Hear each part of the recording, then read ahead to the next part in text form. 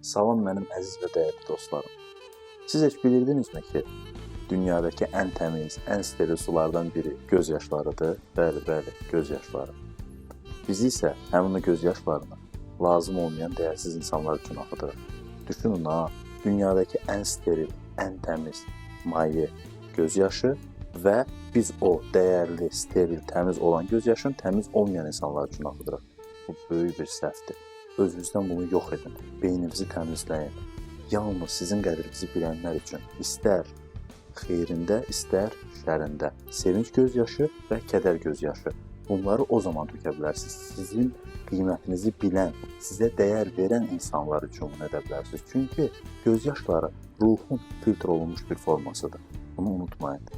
İnsan nə qədər özü-özünə qiymət verirsə, nə qədər özü-özünə dəyər verirsə, bir o qədər də qarşısındakı insanlar ona dəyər verir.